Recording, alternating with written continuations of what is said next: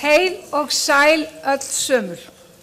Ég heiti Erna Arngrímsdóttir og þarna málstofustjóri og Helga Eysteinsdóttir byrjar og síðan kemur ADH-samtökin og þar á eftir félag lesblindra og svo höldum við áfram og þar eftir verður kaffi og ég ætla að biðja ykkur að vera svo elskuleg að skrifa hjá okkur eða bíða með fyrirspurnirnar. Við ætlum að taka allar fyrirspurnir í lokin, atvinna og menntun, aðalatri lífsins segi ég, í gríni, börnin náttúrulega aðalatrið, en þið veitir hvað ég á við.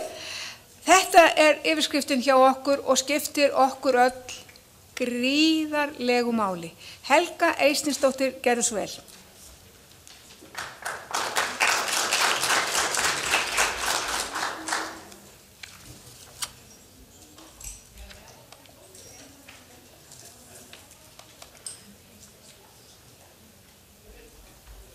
Já, komið sæl. Ég heiti Helga Eysteinsdóttir eins og hefur komið fram. Ég forstöðumaður í Hringsjá, náms- og starfsendurhæfingu. Ég ætla kannski aðeins að útskýra fyrir ykkur því ég tala svolítið út frá Hringsjá í mínu fyrirlestri nám og atvinni. En Hringsjá náms- og starfsendurhæfing fyrir einstaklinga 18 ára og eldri sem vilja komast aftur út á vinnumarkað eftir hlé vegna veikinda, slysa, fötlunar eða annarra áfalla. Og námið hjá okkur einstaklingsmiðað og markmiðið alltaf að fara út á vinnumarkað en það hægt að taka einingar á framhaldsskólastigi. Mitt hlutverk hér í dag að kynna fyrir ykkur hvað samningurinn segir menntun og atvinnu og það ansi stórt hlutverk. Já, ok. Takk. Já, ég skal bara koma með báða hérna og halla mig fram. En ég fekk útlit á Norðurlandi vestra á þessu fallega leiðavísi. Mér finnst þetta alveg rosalega flott hugmynd og þeir sem fundið upp finnst mér þetta mjög sniðugu leiðavísir sáttmála. Og að því ég fekk hérna fagurbleika hlutan, að þá náttúrulega eru glærunir í stíl og ég leitaði lengi að dressi. Ég var að hugsa að hafa samband við Váver en ágæð að sleppa því.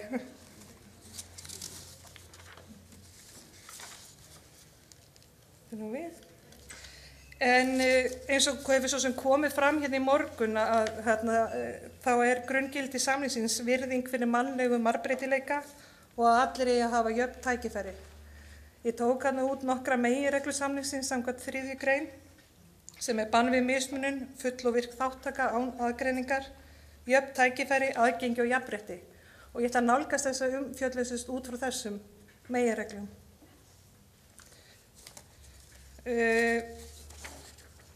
Hugtakið viðeigandi aðlögun, eins og þið heyrðuð oft í morgun, að skilgreint í 2. grein samningsins. En þetta hugtak ákaflega mikilvægt og felur í sér að allir eigi rétt á viðeigandi aðlögun til að mynda námi og starfi.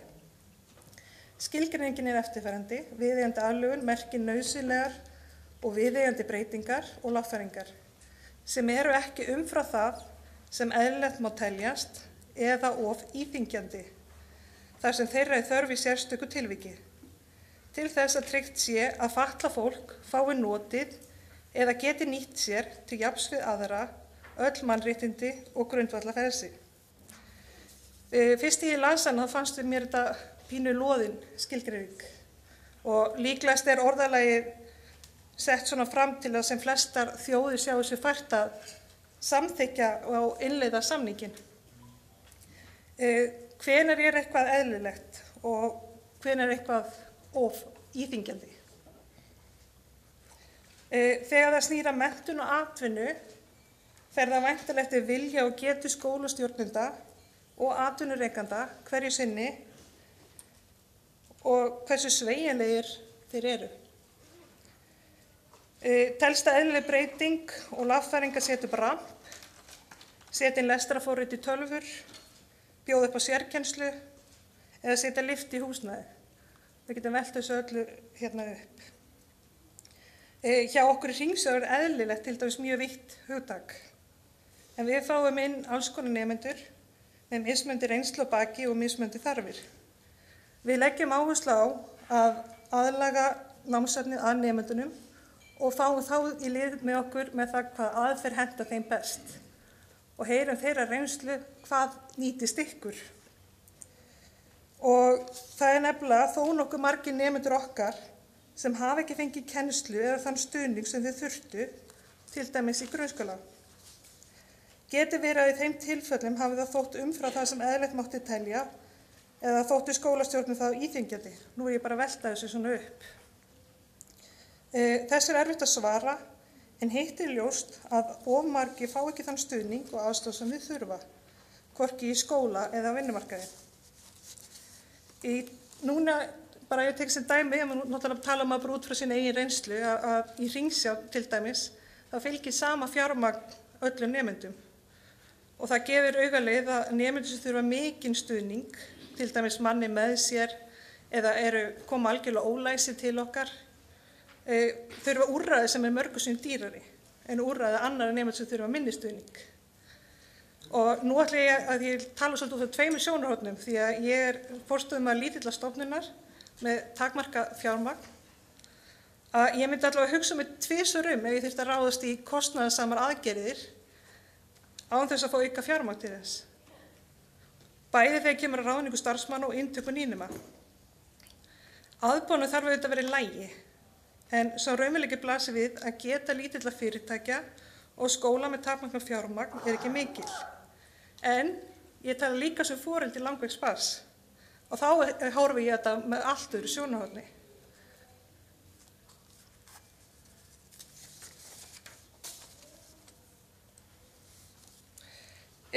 Menntun ekki einungis talin mikilvæg fyrir einstaklingin sem hluta á, heldur fyrir samfélagið í heild. Það verður að telja samfélaginu mikilvægt að sem flesti borgarar þess var nauðsynleg grunnmenntun og það svo að hátt menntunarstig þjóða talið tryggja þeim aukna velsæld. Almennt talið réttindi til menntunar sé mikilvæg forsenda þess að fólk fái notið annarra mannréttinda og í því samhengi má nefna réttindi skoðanafrelsis og tjáningarfrelsis. Ef skortur á grunnmenntun kann það koma í veg fyrir að fólk getur sótt frekar rétt sinn gagnvart yfirvöldum eða vinnuveitendum. Rétturinn til að njóta menntunar almennt flokkað sem hluta af efnahagslegum, félagslegum og menningarlegum réttindum sem tengjast öðrum þáttum mannréttinda. 24. grein samningsins fjallar menntun og þar segir að aðildarríki samningsins viðurkennir rétt fatlaðra til menntunar. Í greininni kveðið á að aðildarríkin skuli sjá til þess að réttur megi verða að veruleika án mismununar og allir hafi jöfn tækifæri. Og menntun eigi að vera án aðgreiningar á öllum skólastigum. Í 5. tölulið sömu greinar sérstaklega tekið fram að aðildarríkin skuli tryggja að fötluðum sé gert kleift að hefja almennt nám á háskólastigi og að það fái notið viðeigandi aðlögunar til þess. Markmið samningsins því að skólakerfi verði án aðgreiningar á öllum skólastigum. En erum við tilbúin undir að innleiða það sem samningurinn kveður á Ísland aðili að alþjóðlegum sáttmálum sem hafa það markmið að tryggja almennt jafnræði í samfélaginu og veita börnum vernd, menntun og þátttöku í samfélaginu án tillits til kynferðis, litarháttar, tungumáls eða fötlunar. Í samræmi þetta kemur fram svo stefnu í lögum og reglugerðum að öll börn eigi aðgang að heimaskóla sínum og að grunnskóli skuli mennta alla nemendur í samræmi við þarfir þeirra og árangursríkan hátt. Við flest hver sem eru hér inni þekki muninn á lagalegri réttarstöðu fatlaðra og raunverulegri réttarstöðu.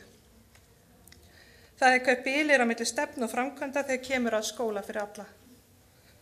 Allt bendir til þess í niðurskurði síðustu ára hafi bekki stækkað og stoðþjónusta minnkað. En skólinn fyrir alla? Og nú ég ekki sérfræðingur og eins og þið heyrðu í morgun að það rannsóknir sína sitt og hvað.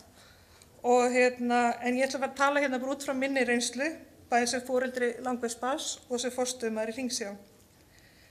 En virðist vera langt í land með að innleiða þessa stefnu og við verðum vör við það í okkar starfi. Dæmir að nemandi í Hringsjá hafi verið 10 ár í sama hverfisskólanum í grunnskóla og útskrifast þaðan ólæs og óskrifandi. Hann var þægur og góður í skólanum, lét lítið fyrir sig fara og fékk ekki þann stuðning sem hann þurfti. Rannsóknir hafa einnig sýnt að menntun foreldra og þeirra stuðningu skiptir miklu máli. Og sérstaklega við nemendur sem eiga við námserfiðleika eða langvarandi veikindi. Þannig virðist það vera enn í dag.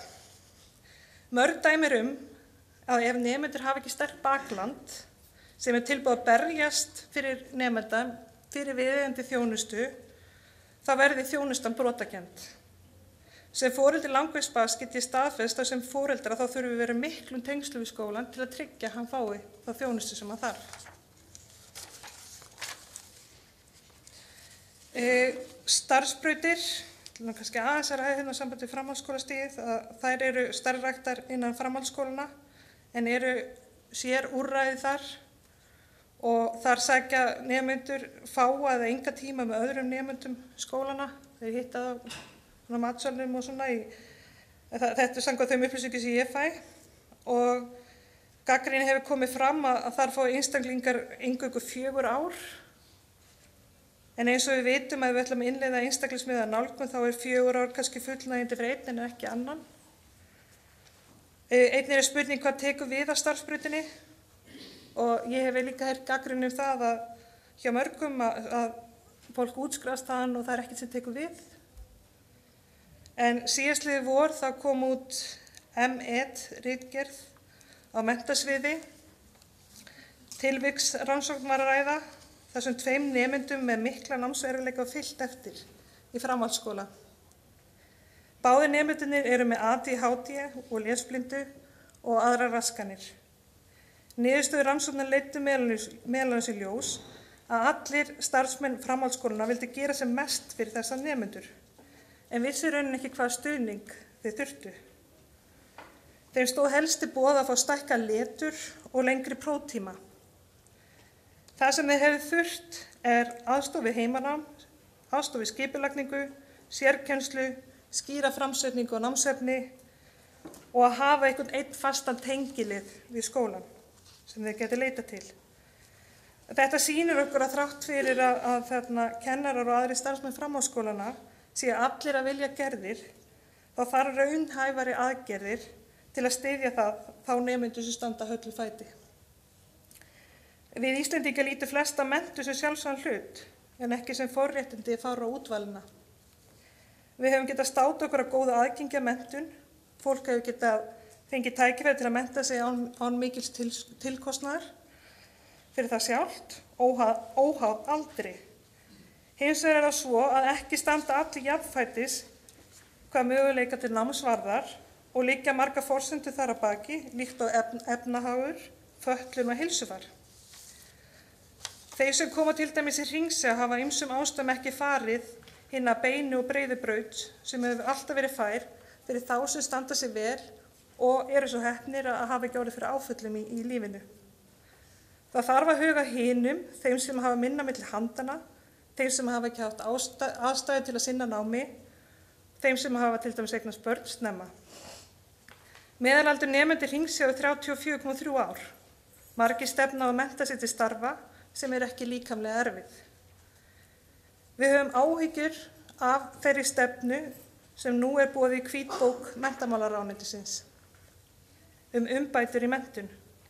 Þar kemur fram að fækka á 916 nemendur ígildi, heilsársnema, í framhaldsskólum og ætlunin að loka framhaldsskólinn fyrir 25 ára og eldri. Það er framhaldsskólinni mega taka inn 25 ára og eldri en fá ekki greitt með þeim. Hvaða framhaldsskóli hefur bolmagn til að taka nemendur sem fær ekki greitt með? Að minnsta kosti þykir mér líklegt að framhaldsskóli taka alls ekki nemendur sem er eldri en 25 ára og þurfa dýr stuðningsúrræði að auki. Þessi stefna er ekki í samræmi við samninginn sem við erum að fjalla hér í dag. Jöfn tækifæri fyrir alla. En hvað með atvinnumálin? 27. grein samningsins fjallar atvinnu og greinin í mörgum liðum en ég ætla að nefna sérstaklega þessa 2 liði að fatlað fólk á rétt á atvinnu og launum til jafns við aðra og hinn almenni vinnumarkaður skal vera aðgengilegur fötluðu fólki. Möguleika fólks til atvinnu einn mikilvægasti þátturinn í því að tryggja virka þátttöku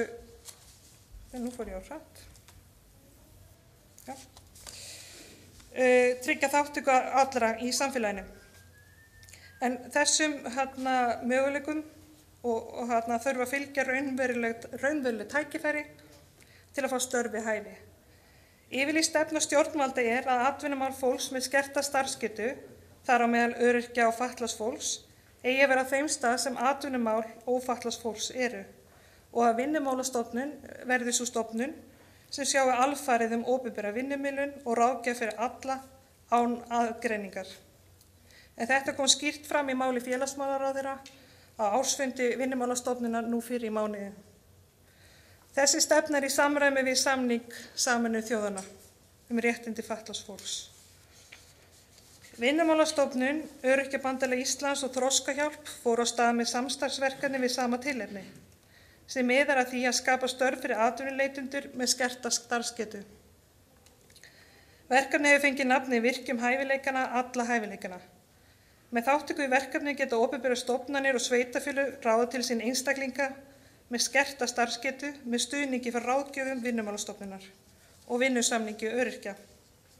Vonandi verður þetta átak til að fjölga hlutastörfum og atvinnutilboð fyrir fólk með skerta starfsgetu aukist. Vinnusamningur öryrkja gott tæki sem opna leiðir margra einstaklinga inn á vinnumarkaðinn. Það sem ég vil hins vegar velta upp hér hvort það vanti meiri sveigjanleika varðandi þennan samning. Og ég tek bara sem dæmi heyrnarlausan einstakling sem byrja að vinna hjá fyrirtæki. Hægt að hugsa þessa 75% endurgreiðslu sem af launum í 2 ár sem styrk til að starfsmaður fái alltaf túlk á starfsmannafundum, ráðstefnum, námskeiðum, árshátíðum og við önnur vinnutengd tækifæri. Og ég held við þurfum að skoða þennan samning þannig að hann verði sveigjanlegri. Svo varðandi viðeigandi aðlögun í starfi, til dæmis einstaklingur sem þarf sveigjanlega vinnutíma, til að mynda vegna gigtar eða annars sjúkdóms sem þess eðlis að einn daginn ertu bara mjög góður en það næsta ertu undirlagður af verkjum. Þarna reynir á vinnuveitanda og hans skilning og hvort að hann sé þá tilbúinn að veita viðeigandi aðlögun að starfi með því að hafa sveigjanlega vinnutíma. Og þarna þarf að huga að stuðningi og fræðslu og upplýsingum til vinnuveitanda til að auka þekkingu og minnka fordóma.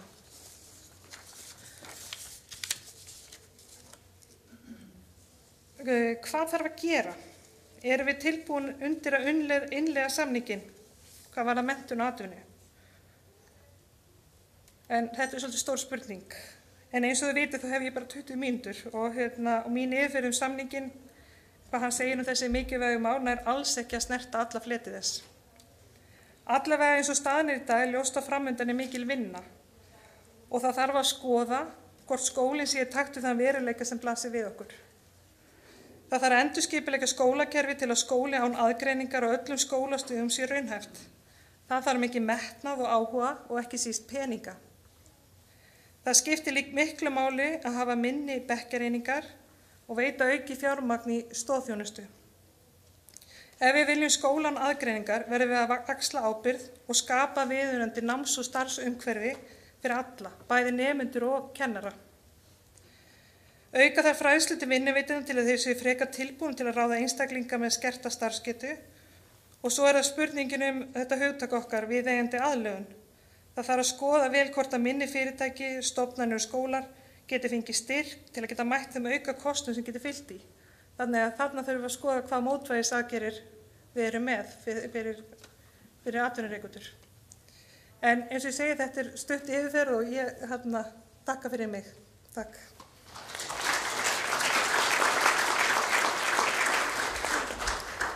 Kæra þakkir Helga.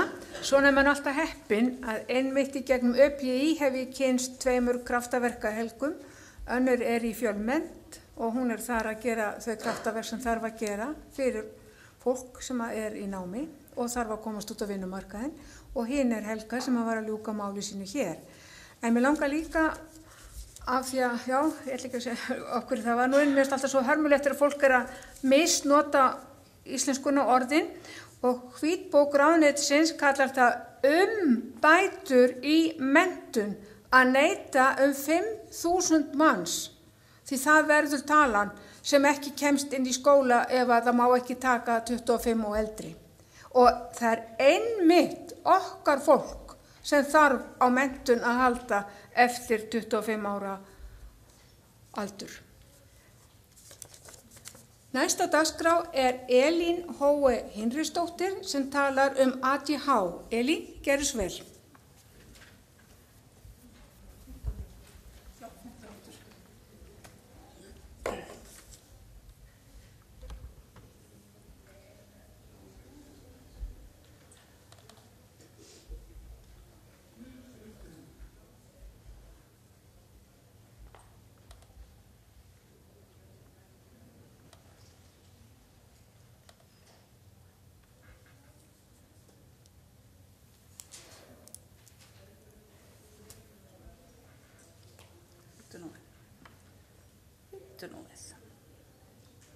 Já, svona. Skott að ég takja með klukkuna svo ég geti fylgst með tímanum. Það komið sæl, ég heiti Elín Hinriksdóttir og formaður ADHD-samtakana.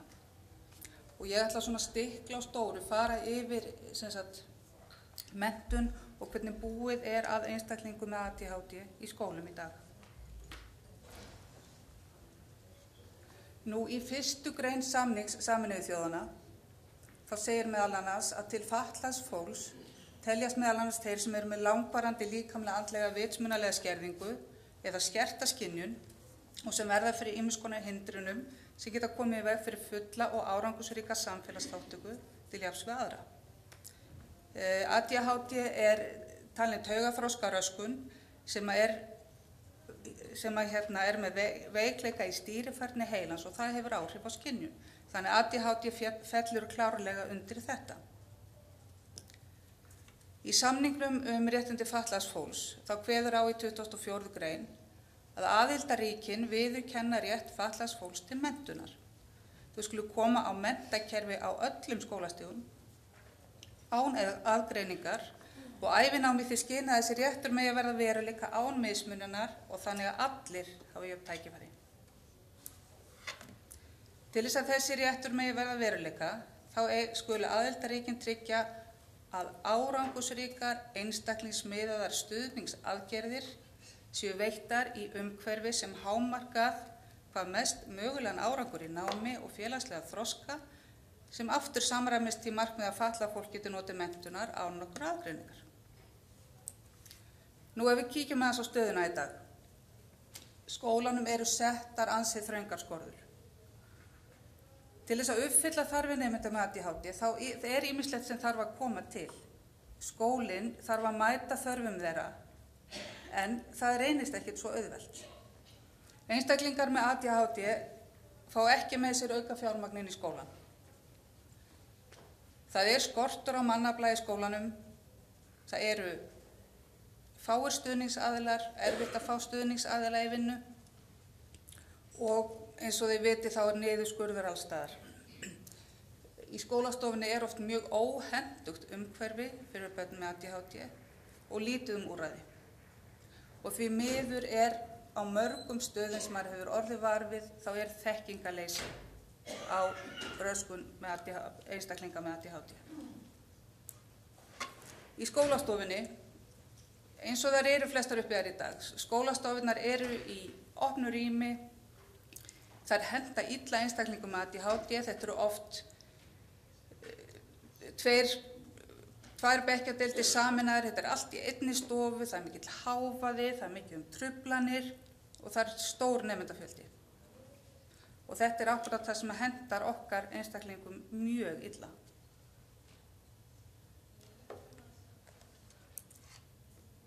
Nú, einstaklingar með ADHD, þeir eiga í miklum erfiðleikum geta átt í miklum erfiðleikum í skólanum, er oft illa staddir og það hefur slæm áhrif á sjálfsmyndina og mjög slæm áhrif á þeirra líðan. Og vandinn hjá börnum með ADHD birtist einna helst námslega og félagslega, í námslegum og félagslegum þáttum. Nú ef við tökum fyrir þessa námslegu þætti, þá er gjarnan sértaka námserfiðleika ræða. Þau þurfa á aðstoð að halda. Skólinn þarf að mæta þeim þar sem þau eru stödd. Börn með ADHD hafa þörf fyrir aðlaganámsefni. Þau þurfa að fá kennslu aðferðir við hæfi, það fara að aðlaga aðstæðurnar, þau þurfa einstaklingsaðstoð, aðstoð við heimanám og námsmat í samræmi við getu. Og því miður sér maður að þetta er það víða pottubrotin í þessum efnum og þessu er alls ekki alltaf fylgt eftir.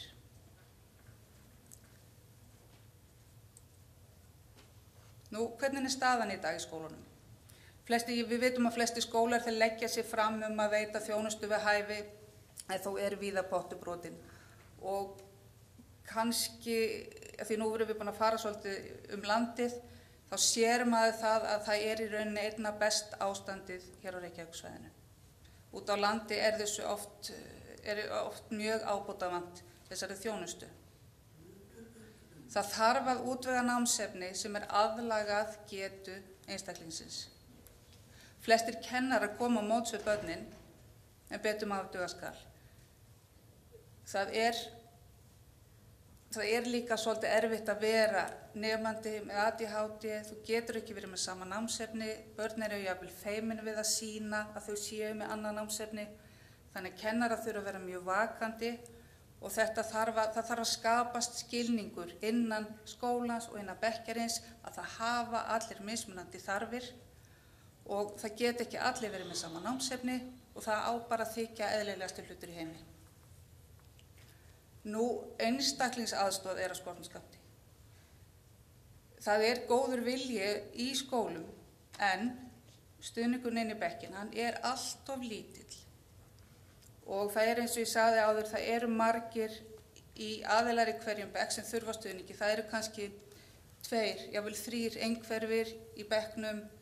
Það er einhver með hegðunarröskun, það eru kannski 3 með ADHD, það er lesblinda, það geta verið aðra fatlanir, þannig að þið sjáu það að það er mjög erfitt að vera kannski með 40-45 manna bekk, 2 kennarar, 1 stuðningsaðili og þú átt að sinna öllum. Þú átt að sinna öllum þörfum þessara barna. Og þið sjáu það bara, þetta gengur ekki upp. Og eins og ég segja áðan, fjármagnið er, af því það fylgir ekki börnum með ADHD, fjármagnið er það lítið að það er yfirleitt bara 1 stuðningsaðili sem þarf að sinna öllum þessum einstaklingum og það er bara ekki raunhæft, það er ekki hægt og því miður verða oft einstaklingar með ADHD svolítið út undan.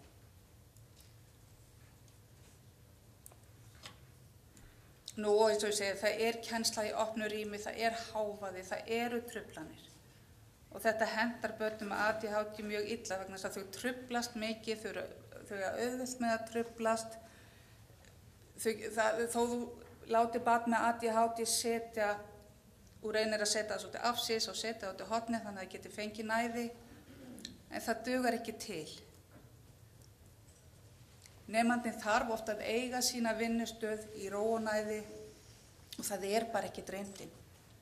Ég hef oft reikið mig á það í skólum að maður hefur komið inn í bekk til að skoða aðstæður, að barn með mikla kannski hegðunarerfiðleika, að eru með að hafa stjórn á skapi sínu sem er algengt með börn með ADHD vegna þess að þau eru alltaf að reika sig á veggi og þetta brýst oft út í hegðunarerfiðleikum. Þau hafa enga vinnustöð. Það er kannski sett upp eitthvað skilrúm en það er ekki nóg. Sumstaðar hafa verið rými þar sem að þau geta farið afsýst, það er hægt að þau geta lokað að sér, þau geta boðið einhverjum nemendum til að vera að vinna með sér og þetta er það sem að vantar. Þetta er það sem að vantar í dag. Auðvitað á að vera skólan og aðgreiningar en hversu langt á maður að ganga? Ef við aðeins hugsum út í þetta, það hentar ekkert öllum það sama. Og við verðum líka að taka til þess að það get ekkert allir verið í þeim aðstæðum sem boðið upp á í dag. Það eru margir nemendur með ADHD sem þurfa á sérkennslu að halda. Og það er mjög algengt að sérkennslan á að fara fram inn í bekknum. Og það gefur í rauninu augaleið að þú ert kannski með barn með mikla lestrarerfiðleika og það er ætlast til þess að sérkennarin komi inn í bekk og taki barnið afsíðis út í horn og kenni því lestur.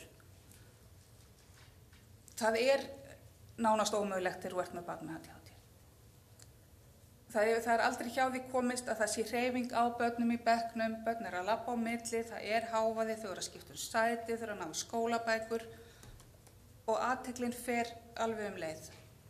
Það þarf að vera sér rými, það þurfa að vera sér aðstæður, þannig að getur tekið barnið út úr bekknum og kennt því í litlum hópum.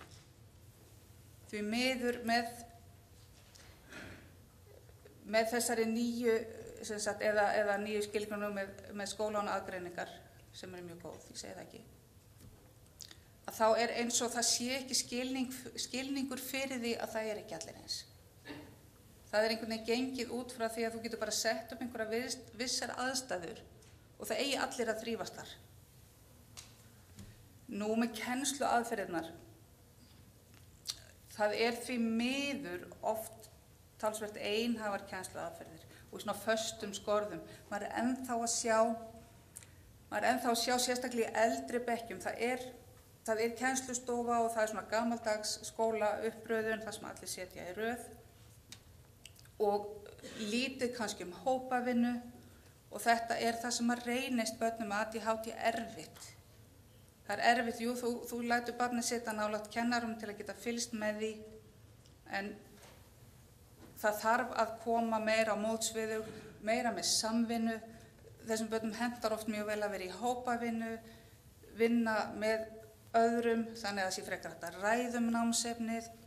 Margir skólar eru farnir að nota spjaldtölvur til dæmis til að kenna börnunum sem að virkar óskaplega vel. Og það eru til svo mörg forrit og það er til svo marga nýjungar til að kenna. Og það er oft, finnst mér, þekking á skortur hjá kennurum á þessum nýju vinnubrögðum. Og hver kennara kvarta mikið yfir því að þeim vanti stuðning. Það er alveg heilmikið að setja heila kennslustund með 40 börn og þú þarft að hafa þig allan við til að bara geta sinnt öllum. Og því miður er svona eins og það skorti ný vinnubrögð. Kennarar stundum festast svolítið í samafarnum, þið þekkið að maður er einhverju starfi og maður gerir þetta, maður vinnur starfið sitt og þetta verður svona til þess að það er alltaf eins. Maður kannski kennari ekki alveg nógu duglegir við að endurskoða sjálfan sig. Og eins og ég segi, það vantar meiri stuðning innan skólans til kennara. Sérstaklega kennara sem að koma nýjir úr námi. Með heimanámsaðstofuna, það er misjafnt hvort að skólar bjóða upp á heimanámsaðstöð og ef ekki þá þarf kennarinn að koma til móts við nemandann. Það þarf að gera þeim kleift til að klára heimanám í skólanum og minnka kröfur heimanám. Þessum þætti er því miður oft ekki nógu vel sinnt. Það eru gerðar óraunhæfar kröfur til barna með ADHD sem eiga mjög erfitt með heimanám. Börn með ADHD, það er algengt að þau get ekki klárað sína vinnu í tíma eða í skólanum og stundum þau send heim til að klára. Það er mikið álag á fjölskyldunni.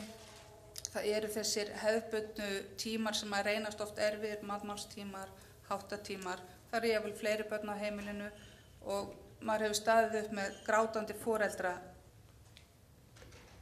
sem eru niðurbrotnir vegna þess að þeim tekst ekki að láta börnin læra heima. Og sjálfsögðu brýtur þetta niður sjálfsmyndina hjá börnunum sjálfum.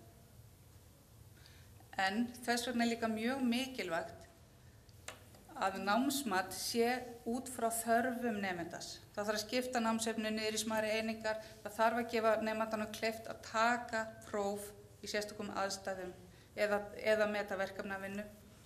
Og eins og hún Helga nefndi að þá eru oft frekar lítil úrræði í boði.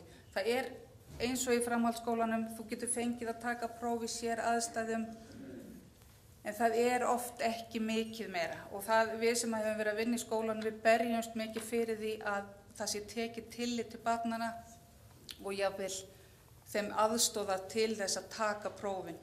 Þannig að þau fái jafnvel sett niður hvað það sem þau að læra nákvæmlega fyrir prófið, þannig að þau þurfi ekki að lesa heilan kafla heldur hver aðalatriðin. Flestir skólar reyna að sinna þessu eins og þeir mögulega geta, eins og þeirra valdi stendur. En því miður mætti gera miklu betur. Börn með ADHD eiga oft mjög erfitt félagslega. Þau eru hvatvís, þau erfitt með að leysa félagslegar aðstæður og lenda oft í félagslegri einangrun. Og þess vegna mjög mikilvægt að kenna þeim þessa félagslegu færni.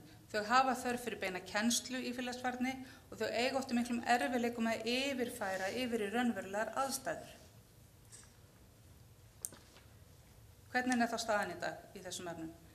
Kennsla í félagsfærni fer fram inn í bekknum og ef þörf á í minni hópum. En yfirleitt standa nemendum til boða aðeins 2 til 3 kennslustundir á viku í beinni félagsfærni. Þá ég að meina litla hópa, jafnvel maður og mann og verið að æfa börnin. Þetta kennslan inn í bekknum sjálf í félagsfærni, það hentar þeim ekki vel, af því þau lesa illa aðstöður, þau ná ekki að tileinka sér þessa færni, þau ná ekki að yfirfæra og þess vegna svo mikilvægt að geta verið maður og mann, þjálfa þau og farið með þeim í aðstæður. Þau þurfa mikla þjálfun og mjög markvissa. Í samningi Sameinuðu þjóðanna að þá segir í því skyni að tryggja fyrrnefnd réttindi verða veruleika að skulu aðildarríkin gera viðeigandi ráðstafanir til að ráða kennara, þar með talið fatlaða kennara, sem eru sérhæfðir í táknmáli og eða blindraletur og þjálfa sérfræðing og starfsfólk sem starfa á öllum stigum menntakerfisins. Fyrrnefnd þjálfun skal meðal annars stuðla að vitund fötlun og notkun óhefðbundinna leiða til tjáskipta, auk kennslu aðferða og námsgagna sem ætlað til að styðja fatlað fólk. Og það þetta með þjálfun sérfræðinga. Það oft ekki nógu mikil þekking á ADHD innan skólans. Hvað viljum við sjá í framtíðinni? Við vildum sjá námsefni og kennslu aðferðir við hæfi. Við þurfum sérmenntaða kennara. Við þurfum menntaða stuðningsaðila sem fylgir nemandanum eftir þegar þörf krefur. Við þurfum að fá námsumhverfi sem aðlagað að þörfum hvers einstaklings, til dæmis minna rými, færri nemendur og við þurfum daglega markvissa þjálfun. En þetta eins og ég segi, stikla á stóru og það heilmargt annað sem þarf að bæta. En þetta svona það kannski mikilvægasta.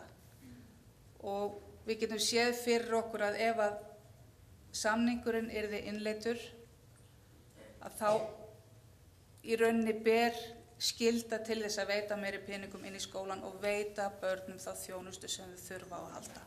Ekki miða þetta allt út frá peningum, þetta þarf að miða þetta út frá þörfum einstaklingsins. Og með því að innleiða og lögfesta samning Sameinuðu þjóðanna réttindi fatlaðs fólks, þá stuðlað að jafnari tækifærum og einstaklingunum mætt á eigin forsendum og veitt þjónusta við hæfi. Og einstaklingar með ADHD þau hafa mikinn þörf fyrir stuðning til þess að geta notið sín til fullnustu og til að geta nýtt á fjölmörgu hæfileika sem þeir búa yfir. Því að einstaklingar með ADHD oft einstaklega hæfileikaríkir og þið sjáu það bara í öllum þessu listageira, það mjög algengt að þar séu einstaklingar með ADHD. Og svona til að segja ykkur, þegar við vorum daginn, fórum upp í leikhús, þá vorum við að tala við leikarann og spurði þekkiði ADHD? Og þá hlóguðu og sögðu, elskurnar mínar, það flesti leikarar með ADHD, þekkjum þetta vel. En skilningur skiptir máli og stuðningur skapar sigurvegara og það það sem við viljum sjá.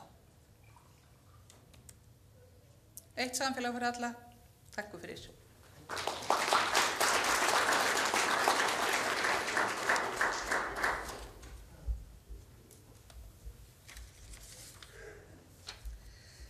Kæra þakkir, Elín. Ég vil ennþá minna ykkur á að skrifa niður punkta það sem þið viljið spyrja í umræðutímunum, því við erum náttúrulega að tala hér brennandi mál fyrir margt fólk sem ekki mætt og sumir sem gætu ekki kannski tjáð sig eða spurt en þurfa engu síður á þessu að halda. Og þá kynnum við næst til leiks Guðmund Jónsson frá Félagi lesblindra. Guðmundur, gerðu svo vel.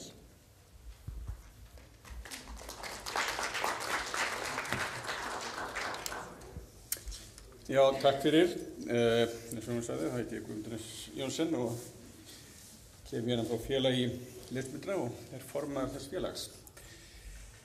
Samningur Sameinuðu þjóðanna réttindi fatlaðs fólks í fyrsta skipti, sem liggur núna fyrir Alþingi, í fyrsta skipti þar sem að fötlun lesblindra nefnd hjá einum opinbera og því gríðarlegt framfaraspor í réttindi bara okkar lesblindra og við væntum margs af þessum samningi.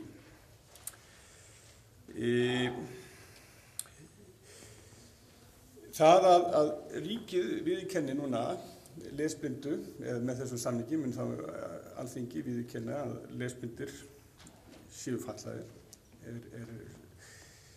stór skref sem búið að taka í flestöllum nágrannalöndum okkar. Sumu fyrir 80 árum og þeir sem lengst hefur verið þetta hefur lengst verið viðurkennt eins og í Bretlandi, þar þetta verið viðurkennt í 140 ár. Þannig að betra seint en ekki og erum við mjög þakklátir fyrir það. En hvers konar fötlun lesblinda? Svona til þess að undirstrika það, þá eru 70 gerðir lesblindu og sem allar eiga það sameiginlegt að valda því að viðkomandi aðili á annaðhvort í erfiðleikum með að lesa eða getur ekki lesið. Og þá spurningin, af hverju í raun og veru lestur fötlun eða getan til þess að lesa, af hverju verður hún að fötlun? Og það það sem við viljum kalla félagslega fötlun. Með því að Gutenberg fór á sínum tíma í það að fjöldaframleiða bækur og stjórnvöld og samfélög voru að taka upp texta sem tæki við það að miðla upplýsingum milli manna og koma á stað umræðu í texta, að þá varð hópur sem cirka bát 20% í hverju þjóðfélagi. Það misjafnt, sumir segja aðeins meira og sumir segja aðeins meira, en það skiptir ekki máli. Það bil allan, og menn allavega samanlega það að það bil 5% í hverju þjóðfélagi sé ólæs. Og þá erum við að tala annars vegar sem að gjörsamlega ólæsir. Síðan hinn 15% með einhvers konar lesröskun, það að segja vandkvæði á því að annaðhvort að lesa eða vinna með texta. Getur verið misjafnlega alvarlegt og misjafnlega mikið og kemur þarlendi misjafnlega mikið að lítið við viðkomandi einstakling, en fötlun enga síður. Þetta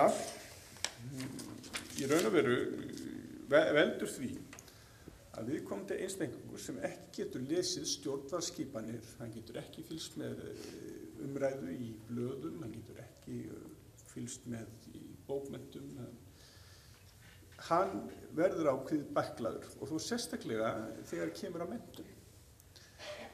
Því að í menntun þá eru lesblindir mjög aftarlega á dróginni. Þar sem að í skólakerfinu viðtekið venja að öll menntun skuli borið fram með texta. Það tækið til miðlunar menntunar. Vegna þess að lesblindir geta ekki notað þessa tækni og í raun og veru mismunað með þeim hætti, að þá gerist það að skólinn verður að eins konar apparati til þess að brjóta niður þá einstaklinga sem leiðir til margs konar félagslegra vandamála. Það er til dæmis mjög áberandi að þeir sem eiga við alls konar neysluvandamál, fíkniefna, áfengis og jafnvel þeirra sem sitja í fangelsum, má rekja til þess að þeir hafi átt mjög bága tíð í skólakerfinu og fengið mjög markviss niðurbrot sem persónur. Og kunnum við margar slæmar sögur meðferð á nemendum, frá því að kennarar hafa bent út á glugga á það að viðkomandi nemandi honum býði þess að vinna í skurði eða það sem eftir ævinar, vegna þess að hann sé svo heimskur og hann sé svo vitlaus og hann sé svo ómögulegur vegna þess að hann hefur ekki tök á því að vinna með texta. Þetta er þjóðfélagsleg niðurbrot á einstaklingnum og eitt af aðal vandamálum og baráttu okkar lesblinda í dag hefur verið núna síðan að félag lesblinda tók til starfa, núna fyrir 12 árum síðan að verða, hefur verið að berjast við skólakerfið og fá það til þess að viðurkenna að það sé ekki endilega sjálfgefið að maður sem getur ekki lesið sé vitlaus. Þetta vandamál, eins og segir fyrir einstakling, getur verið stórfellt. Það að ná ekki menntun þýðir það einfaldlega að viðkomandi einstaklingur hefur ekki aðgang að atvinnumarkaðnum sem skyldi. Hann hefur ekki aðgang að tjá sig og þetta, sérstaklega með vinnumarkaðinn, hefur oft mjög hörmulegar afleiðingar fyrir viðkomandi einstakling og skiptir þá í því engu máli hvort viðkomandi einstaklingur sé vel gefinn eða ekki. Það er því mjög mikilvægt að sáttmáli Sameinuðu þjóðanna fái framgengi vegna þess að lesblinda í nútíma þjóðfélagi þarf ekki endilega að vera erfitt vandamál ef að rétt er að málum staðið, því að okkur lesblindum hefur auðnast það, allavega hér heima, að tæknin hefur unnið afskaplega mikið með okkur. Hún hefur í raun og veru gert það að verkum að einstaklingur sem hefur ekki geta unnið með texta getur núna unnið með texta með hjálp tölvunar.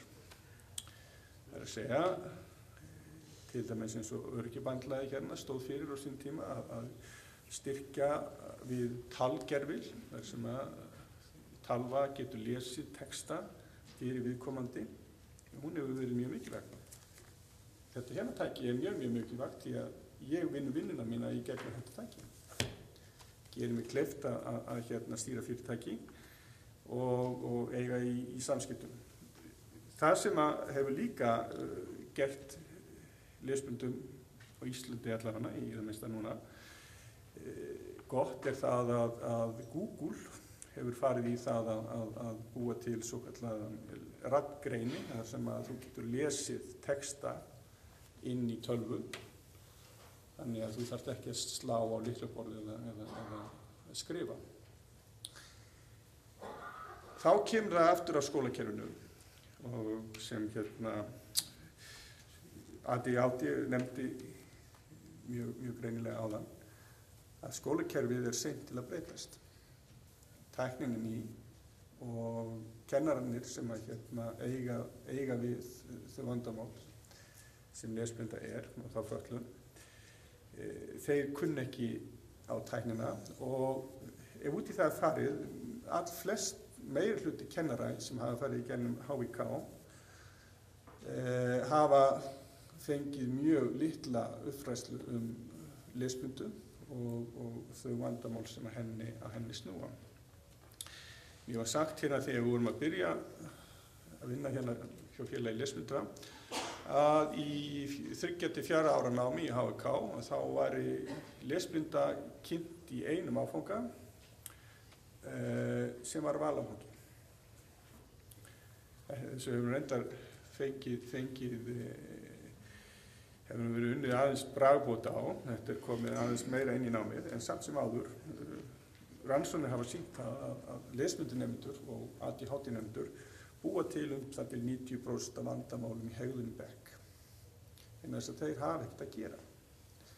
Lesblindi nemandinn, hann situr í bekknum vegna þess að hann nær ekki að vinna með þau tæki sem honum sköffuð og annarkvort horfir hann út gluggann eða hann finnur sér eitthvað annað að gera og sem ekki endilega alltaf jákvætt fyrir kennsluna.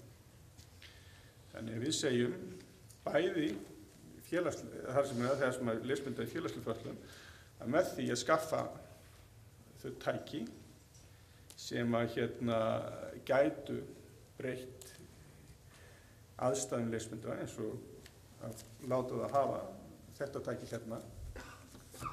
þá gæti skólinn í raun og veru spara sér töluvert fé.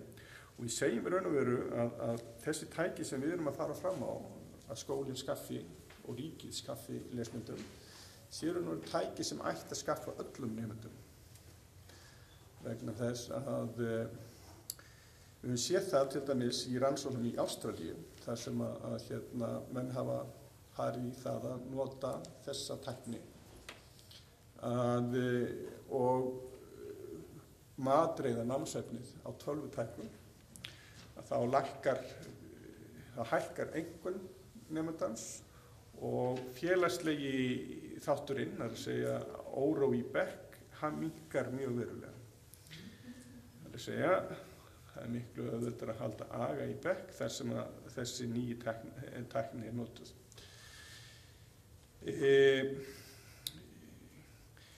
Sé hins vegar litið út á vinnumarkaðinn, þá er mjög áberandi að lesblindir, þeir eru ekki í stjórnendastöðum, þeir eru ekki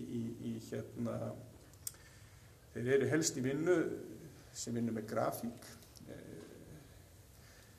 Ég einu sinni tók það saman hérna að flesti allir, það voru 80% blaðaljósmyndara hér á Íslandi lesblindir. Og hefur það kannski eitthvað leyti með það að gera að lesblindir oft eiga auðveldara með myndræna úrvinnslu heldur en aðrir. Og við hefum heyrt á skólum eins og í Kaliforníu og Þýskalandi, arkitektaskólum sem að vilja helst bara taka inn lesblinda nemendur. Vegna þess að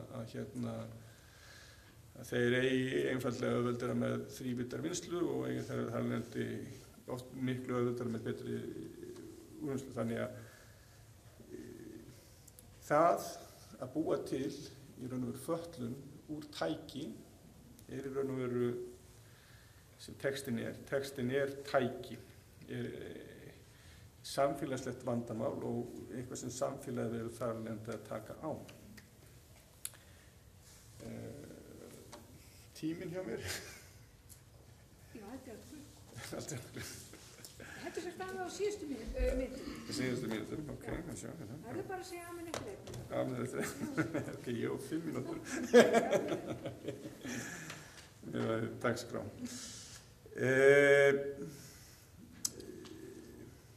Þetta að þessi sáttmáli sem við erum nú að ræða kemur að sjálfsögðu öllum fötluðum til góða og hann er það sem að við erum búin að vera að bíða afskaplega lengi eftir. Ég er búin að vera að bíða eftir því að Alþingi taki þetta og afgreiði núna síðan bara nánast ég held ekki verið 8 ár svoleiðis.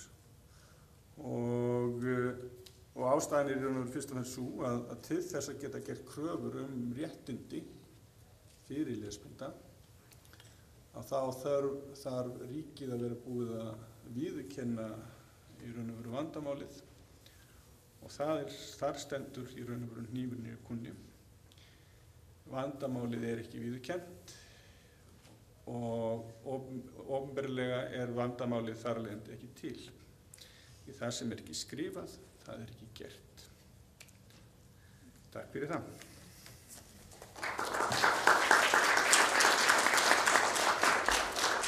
Við þakkum Guðmundi kærlega fyrir, en minn langar aðeins til að bæta þessar upplýsingar hans með að líti ekki alltaf á fötlun sem rosalega mikinn baga, því að Silicon Valley sem er í Bandaríkjunum og er í tölvugeirunum eins og allir vita, ég las þarna grein í Economist, þeir vilja bara lesblinda. Það er af því að lesblindir eru svo lausnamiðaðir og finna allt öðruvísi sjónamið og sjálfsagt langt flestir sem hafa verið háðir þessu. Alan Turing, hann upphafið af tölvunum.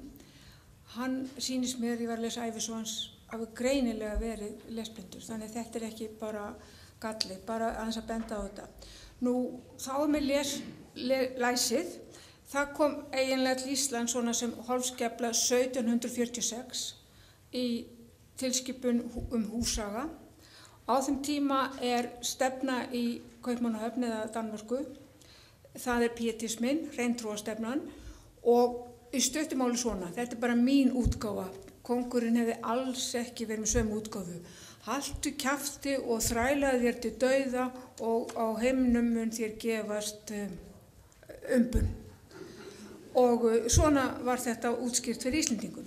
En það sem verra var það að kall sem hét Ludvig Harbó, hann ferðaðist hér í 2 ár og hafði hérna meira að segja vetursetu. Talaði við að með minni hvern einasta prest nema ekki á Hornströndum, hann treysti sér ekki þangað og þeir sem hafi gengið Hornströndi vitið af hverju. En þá komst hann að því, eftir sem hann segir, ég hef líka lesið skýrsluna hans, að margir prestarnir voru ólæsir. Ekki var það nú gott. Nema þeir ákváðu það í kanselínu Kaupmannahöfn að það að kenna börnum frá 10 ára aldri lestur. Býtu var skrift með, ég ætla það. Þá spurðu prestarnir sem vildu náttúrulega alls ekki bæta á sig neinni aukavinnu, börnum, stúlkur, eiga þær að læra að lesa. Ég hef lesið suma þessum bréfum, þeir ennþá til, hérna í Þjóðskjalasafninu. Og hneykslunartónninn alveg hreint eins og Malala, þarna sem þeir að berjast fyrir réttindum kvenna enn þann dag í dag. Þetta var nú meiri djöfus vitleysan að kenna þessu kvenfólki að lesa. Svo það svona ýmislegar sjónarmið með þetta. Nú en það sló í gegn og við vitum það að síðan höfum við alltaf talið okkur vera gríðarlega vel læs, en sem kennari síðastliðin 100 ár veit í því miður, þetta alveg rétt sem Guðmundur sagði, að það víða pottur brotin og sérstaklega sjálfsagt hjá ADH og ýmsum öðru fólki að fá barn eftir 11 ára skólagöngu svo að segja gjörsamlega ólæst. Það hélt ég að væri bandaríska veikin eins og ég kalla, því meirinn hálfa öld hafa þeir átt við það að stríða. Eftir 11 ára skólagöngu eru þeir með 55 milljónir manna ólæsa. Þannig við ætlum nú ekki inn á það kerfi. Og þá næst Ásdís Guðmundsdóttir, Einhverfusamtökunum. Ásdís, gerðu svo vel.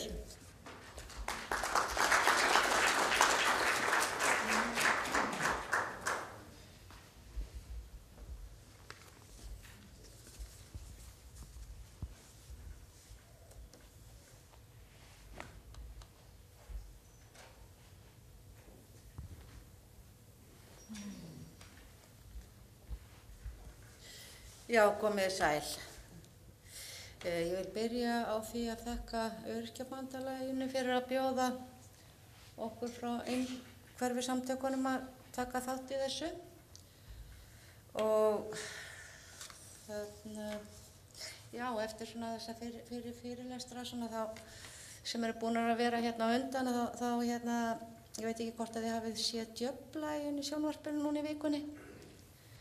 Ég sá bara síðasta partinn þar sem að Guðmundur Oddur var að tala. Hann var að tala sem sagt hérna hvað var mikil sköpun og gerjun í samfélaginu. En aðalhindrunin væri eiginlega sko við þetta normala fólk. Að það væri í raun og veru aðalföllun í dag normalt fólk. Og hérna já, ég hefði eiginlega gjarnan viljað að það væri frekar svona aðrir heldur en ég sem að væri hér. En þá hérna, svona við ætlum að tala menntun og sem sagt atvinnu, en þegar maður er að tala einhverfa einstaklinga, að þá er það mjög mikilvægt að fólk hafi skilning á hvað maður er að tala Einhverfan eitthvað sem hefur með heilan að gera, önnur skynjun, annars konar taugakerfi og einhverfan hún bara alltaf ævi. Þetta ekki eitthvað sem eitthvað sjúkdómur sem hægt að lækna, þetta bara ástand, þetta bara hérna einstaklingur. Nú og það sem að skiptir líka mjög miklu máli að einhverfa, einhverfa getur verið mjög ólíkur öðrum og það sem að okkur finnst svona íslenska samfélagið oft ekki skilja það að fólk sem ekki vitsmunaskert geti verið einhverfir einstaklingar.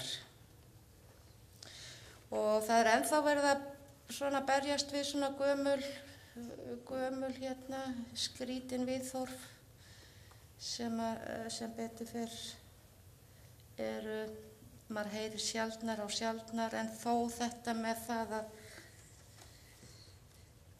svona sjúkdómsgera þetta kaldlyndar mæður og slíkt. Heyrðu, við skulum bara halda þess áfram. Nú einhverju samtökin, ég byrja svona kannski á að tala svona kannski fullorðna fólkið og svo svona börnin á eftir. Að þetta orðin 35 ára gömul samtök og við þurfum líka svona aðeins að fara að uppfæra lögin okkar eins og flest sérsambönd innan Öryrkjabandalagsins. Það hefur farið sem sagt gríðarlega mikil vinna hjá samtökunum, til dæmis að vera fylgjast hagsmunasamtök að fylgjast með því að einhverju fái næga og ákjásamlega þjónustu svo sem greiningu, þjálfun, kennslu, atvinnu og ýmis konar stuðningsúrræði. Nú að vera vettvangur fyrir hvað með stuðning aðstandenda einhverfra. Og sem sagt að það sem að staðið verið fyrir reglur fræðslu fyrir félagsmenn. Einhverju samtökin hafa verið að gefa út fræðsluefni, einhverju sambandin hafa verið með nokkur fræðsluerindi á ári fyrir bæði opna fræðslufundi og nú önnur starfsemi sem líka mikilvæg, það hafa verið alls konar hópar fyrir fullorðið fólk á einhverju rófi, foreldrahópar þar sem að foreldrar koma og svona bera saman hvaða þjónustu þeir eru að fá, hvaða mikil mismunun á milli skóla. Nú það eru unglingahópar sem hittast reglulega og fleira. Eflaust eitthvað sem ég gleymi hérna. Nú áður leituðu foreldrar mjög mikið til einhverju samtakana og voru þá stjórnarmenn og þeir sem voru í samtökunum í mikilli fræðslu og ráðgjöf við foreldra.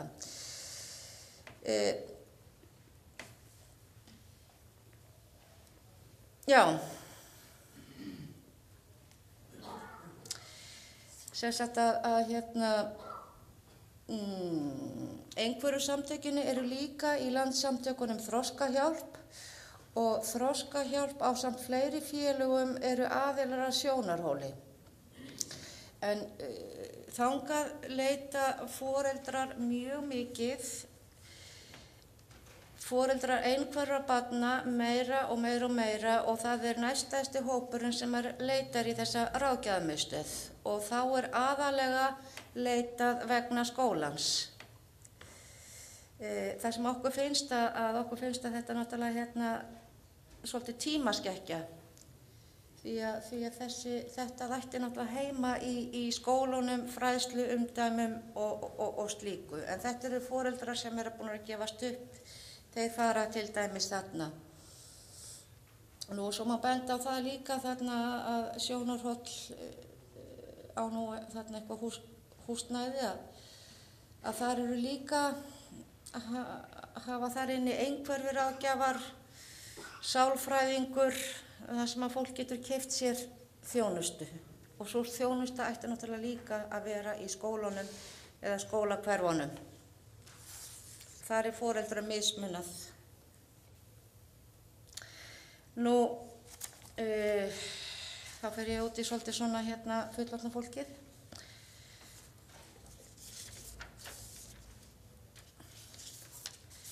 Já, fjölmennt símenntun og þekkingarmiðstöð og það er náttúrulega hérna fyrir 20 ára og eldri. Það eiga einhverfir, mikið einhverjur nemendur, þar fá þeir nám við hæfi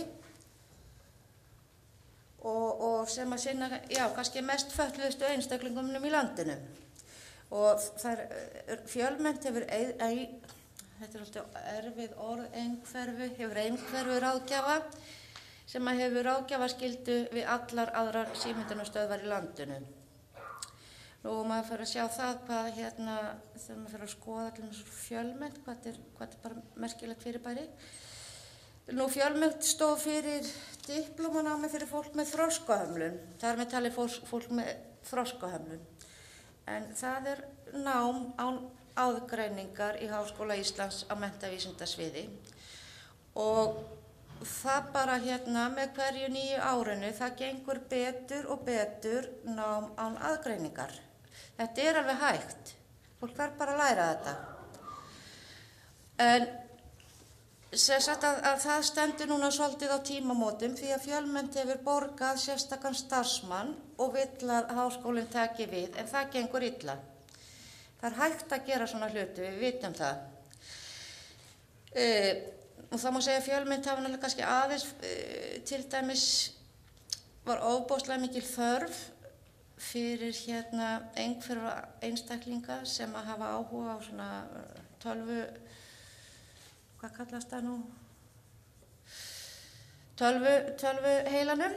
En það er mjög merkilegt að það er að fara í annað skipti námskeið, tölvuviðgerðir í sambandi við Próment sem er þarna símenntunarmiðstöð og spesialisterni, ég kem að þeim aðeins á eftir. En þetta er svona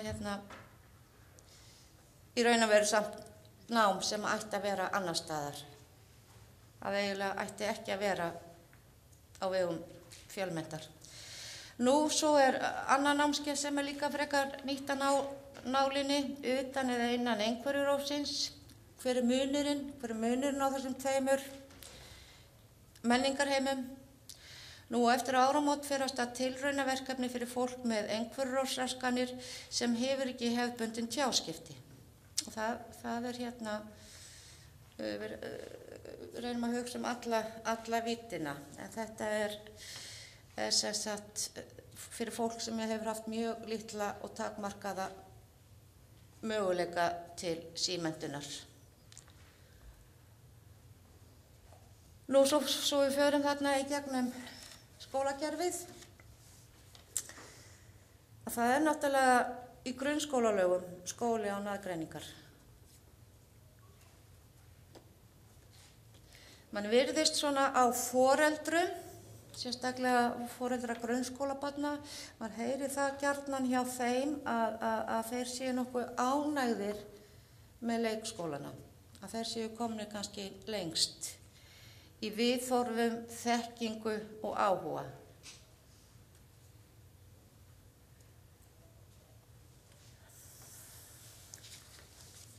Nú, með hinn skólastiginn að þá fer það svolítið mikið bara eftir hver er kennarinn, hver er skólastjórinn. Það fer mjög svolítið eftir því hvort að einhverfu nemendur eru að fá nám við hæfi. Það gengur mjög vel, það er víða verið að gera mjög góða hluti á öllum þessum stigum. En það er líka mjög víða sem að bara virkilega er verið að brjóta á einhverfum nemendum.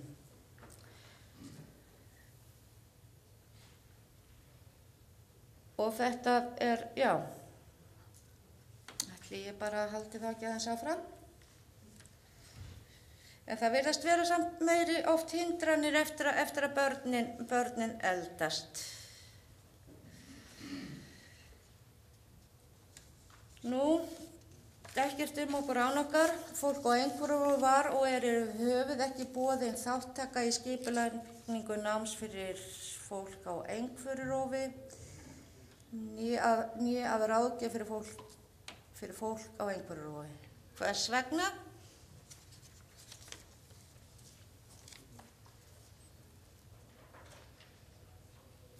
Ég vil bæta því aðeins við í sambandi við stöðuna í framhaldsskólunum og háskólunum að ég heyrt foreldra tala um það að það sé þó að sé kannski að koma smá skilningur, ég veit ekki hvernig, en það sé gjarnan kvartað undan því, já það eru bara allt of mörg einhver börn komin í þennan skóla og það er allt of, bara getum þetta ekki. En þannig að það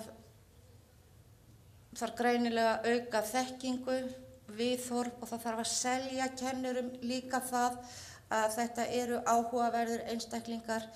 Það er yfirleitt nám með sjálfsprottið, þau læra yfirleitt sjálf og segja ofta þau séu löngu búin að læra hlutina en það bara koma þeim frá sér.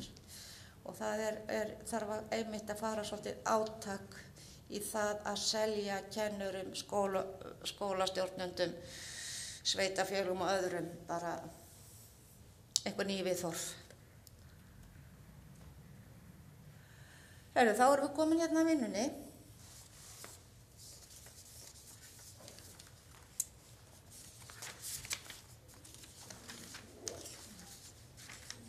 Já.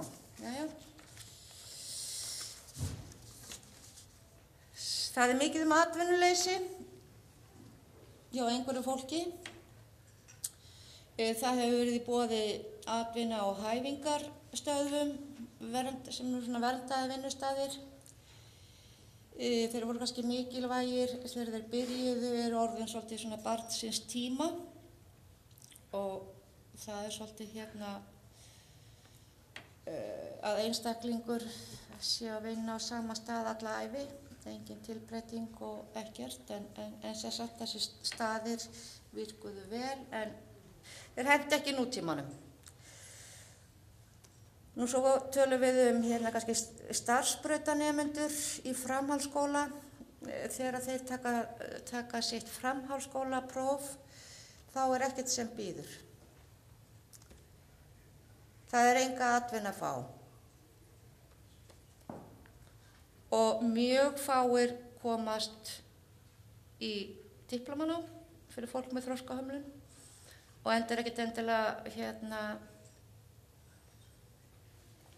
nemendur úr starfsbrautum, einhverju nemendur úr starfsbrautum framhaldsskólana, þeir eru ekkert endilega með þroskahömlun. Nú og það er talsvert líka mikið brottfall í framhaldsskólanum, þar eru margir einhverju nemendur og þar er ekki miklir möguleikar á atvinnu. Við höfum séð það að þessi menntun sem hefur verið þarna á menntavísindasviði upp í háskóla, að það hefur opnað tækifæri fyrir fólk og þar með talið fólk með þroskahömlun og einhverju rófi, það hefur opnað tækifæri að fá vinnu á almennum vinnumarkaði. Nú, sérfræðingarnir, spesialístarnir, það er fyrirtæki sem að stofna var, sem að einhverju samtökin og nokkru einstaklingar stofnuðu spesialístarina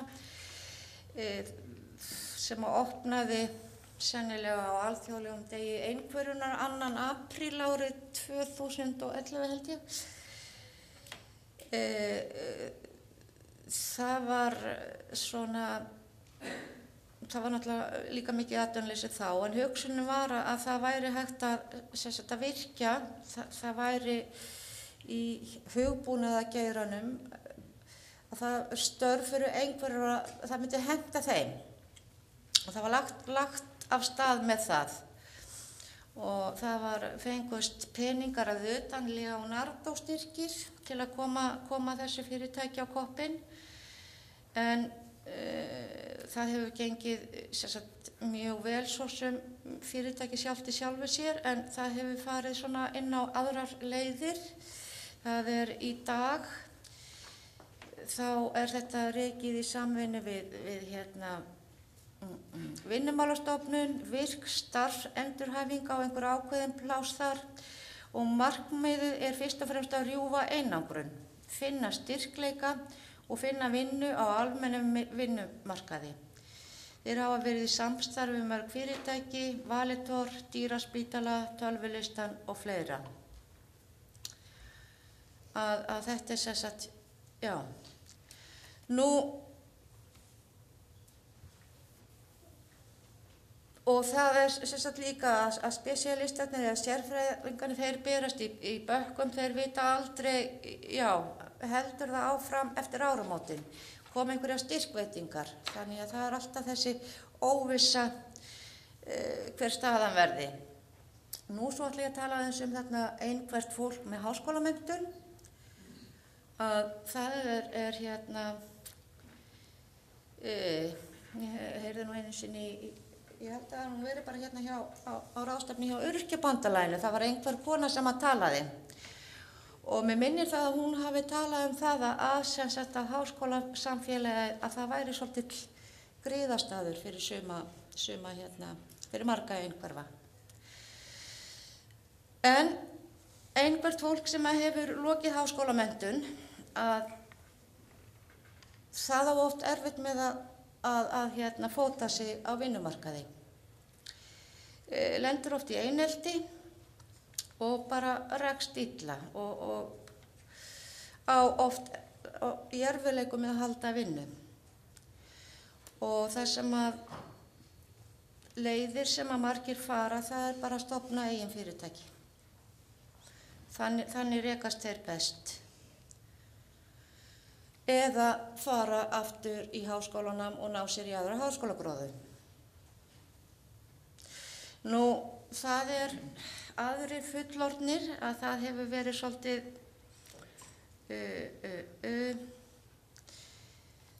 stór hópur sem svolítið svona ósýnilegur hópur sem hefur verið atvinnulaus kannski árum saman og fólk sem að einangrast meir og fer í meiri einhverfu og svona rofnar jafnvel samband við samfélagið. Þannig að við reiknum með að það séu margir þar atvinnulausir. Nú, við viljum náttúrulega sjá það að einhvert fólk, hvar svo sem það statt á rófinu, að það eigi val vinnu og fá vinnu hjá hinu opinbera og fyrirtækjum eins og náttúrulega kveðið á í samningnum. Við viljum sjá miklu fleiri störf.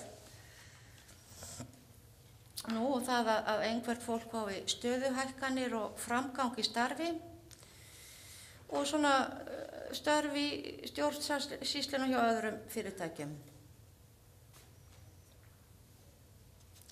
Nú, og það þarf stuðning og aðstoð þar sem það á við á forsendum þess einhverfa. Við viljum að einhvert fólk geti átt kost á hlutastörfum, fyrirtæki þurfa að opna dyr hjá sér í miklu ríkara máli fyrir einhvert fólk. Við höfum velt fyrir okkur hvort greining geti komið í veg fyrir framvindu í starfi eða minnka starfsmöguleika. Það helst vegna fordóma sem að einhverfir hafa oft mætt. Sem sagt þeir hafa mætt því ef þeir gefa upp að þessi með greining og þá fá þeir bara ennþá meiri fordóma á sig. Og það að einhvert fólk má líka gera mistök. Og einhvert fólk þarf að vera miklu meira sýnilegt á vinnumarkaði. Nú, og þetta með greiningarnar, að við verðum að svona ræða það á öðrum vettvangi, en það svona áhugavert fyrir einhverju samfélagi að ræða það frekar.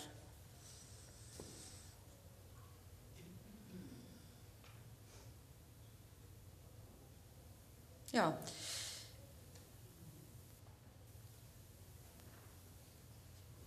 bara svona raðast svona hérna. Ég sé það er svona stafsendingavillur og ýmislegt, ég bið ykkur afsökunar. Já, það sem okkur finnst að það er náttúrulega þessar viðhorfsbreytingar og þær þurfa að hafa algjöran forgang. Viðhorfum til þess að einhverfi finni sér stað í samfélaginu og starf. Einhverfi þurfa að fá áhuga að vera verkefni í samræmi við styrkleika sína. Annars er hætt á félagslegri einangrum sem svo oft er fylgifiskur einhverfunar. Og gleymum því aldrei að einhverfir, óeinhverfir, fólk með fötlun, normal fólk, þetta er allt manneskjur. Það er komið nýtt átak sem að hérna í Vinnumálastofnun í samstarfi við Öryrkjabandalagið og Landssambandið Þroskahjálp virkjum hæfileikana, alla hæfileikana og þessu bara tilboðu fögnum við fyrir hönd einhverju samfélagsins. Og hérna, já, þeir eru fyrst að fara á stað með þetta samstarfsverkefni fyrir þá sem að hafa skerta starfsgetu. Já, heyrðu, þá bara vonum betri tíma og sem sagt að Öryrkjabandalagið hefur alla burði til að vera leiðandi afl til bættra stöðu fólks á einhverfurófi í íslensku samfélagi. Takk fyrir. Já, við þökkum Helgu, Elínu, Guðmundu og Ásdísi kærlega fyrir þetta framlag. Við langar bara aðeins að bæta inn í að því við erum að tala menntun að 2005 þegar fellibylurinn Katarína lendi yfir New Orleans þá var það fyrsta sem fór út af því að fellibylurinn kom áður en að flóðaldan kom að það var rafmagnið, þeir eru með loftlínur. Þannig fór sjónvarpið og útvarpið sem var auðvitað aðalmiðillinn til fjandans. Yfirvöld handprentuðu í Grænukvelli plakött og settu á ljósastöðvar og settu allstaðar upplýsingar hvert fólk átt að leita áður en flóðaldan skall yfir. Það voru minnum við tæpi 2 klukkutímar í flóðalduna. En 8.000 manns drukknuðu af því að þeir kunnu ekki að lesa. Þeir vissu ekki hvert þeir átt að fara. Og þetta var svona gríðalegt áfall fyrir Bandaríkin að árið 2005 voru þeir ennþá að glíma við þetta svakalega ólæsi.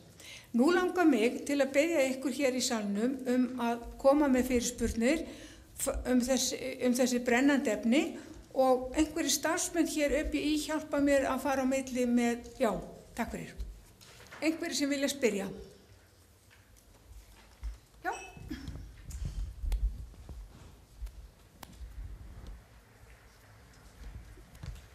Já, sælar Erna Arngríms.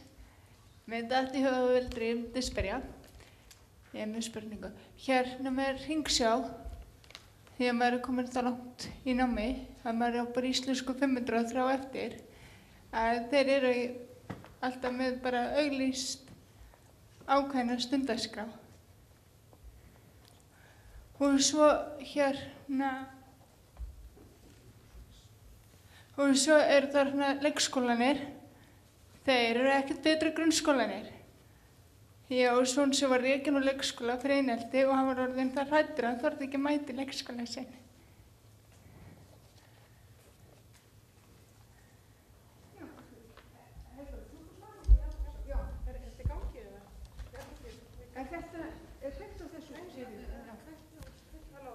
Nei, jú, hún kemur þetta. Já, varandi námsframboðið í Hringsjá að því að við bjóðum sem sagt upp á fornám og svona fyrstu 1-2 árin í framhaldsskóla, það hefur svona verið okkar markhópur og svo er alltaf takmörk okkar að leiða fólk sem sagt út í almennan skólagerð, það er alltaf markmiðið okkar, þannig að fólk getur að klára þar.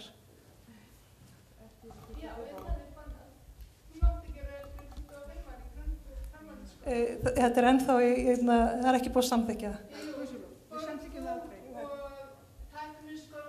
Já, við samþykkjum þetta ekki. 40% nemenda í tækniskólanum eru 25 ára eldri. Já, þeir fá það ekki eftir 1. janúar. Sjáum til, vonum ekki.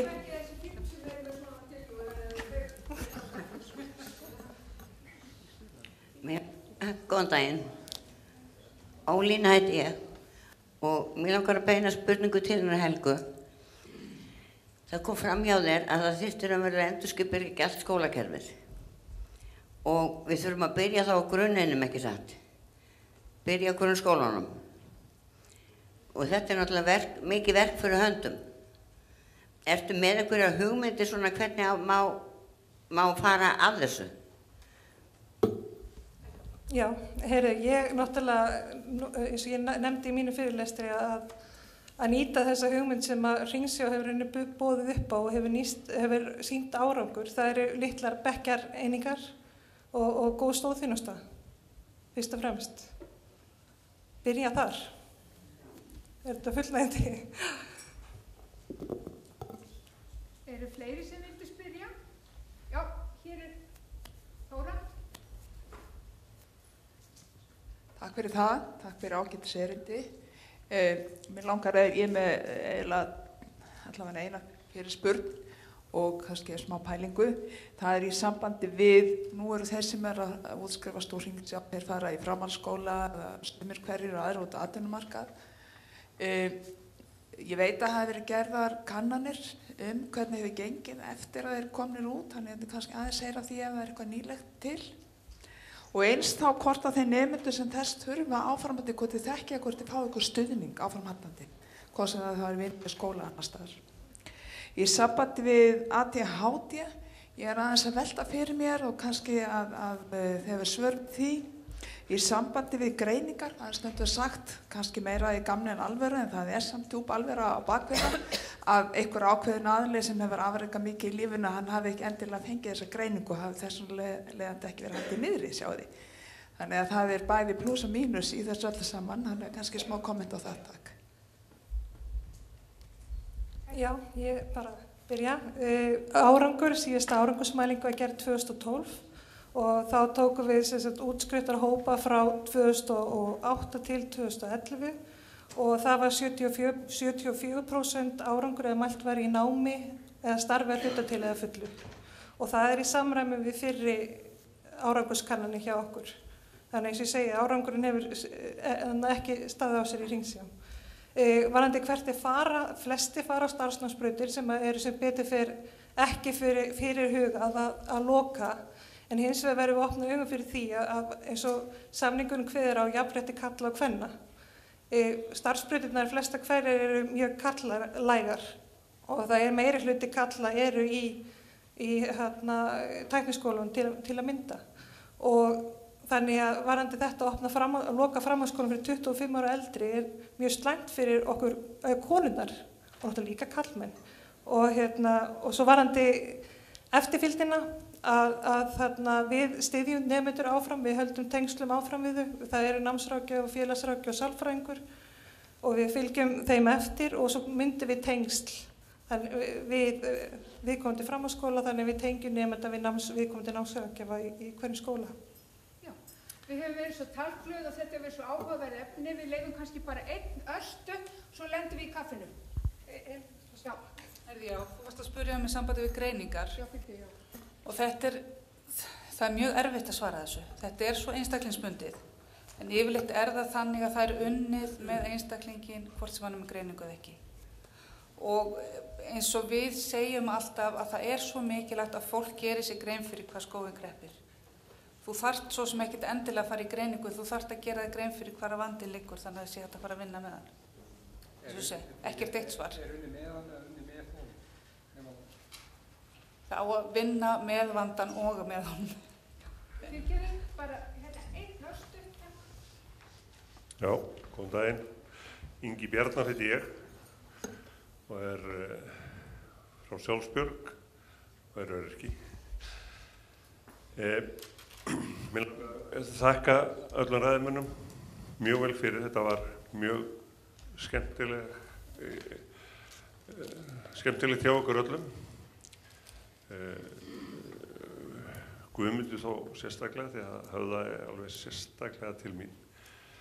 Því að ég er svo óheppinn að vera bæði lesblindur og með gigt og það er nokkuð verra. Jú, það er pínu verra ef ég væri bæði líka framsóknarmaður og KR-ingur. En alveg burtséð frá því, þá þannig að ég er ekki alls slæmur. Þá langar mig að spyrja Guðmund að því, því hann var alltaf að veifa einhverju svörtu tæki, að að því að ég er mjög lesblindur, hvaða svarta tæki hann var alltaf að veifa og hvar var þetta að nálgast? Takk fyrir. Þetta er mjög þetta var alltaf spjaldtalva, Android spjaldtalva, og ég bendi þér á hann Snævar því að það er núna komin í svona prógram sem geta lesið fyrir þig og geta skrifað fyrir þig líka, þannig að komdu upp í félag og þú fær alla þá þjónustu sem hægt er að veita þér þar. Takk fyrir. Já, þið voru yndislega skemmtileg og nú er það kaffi.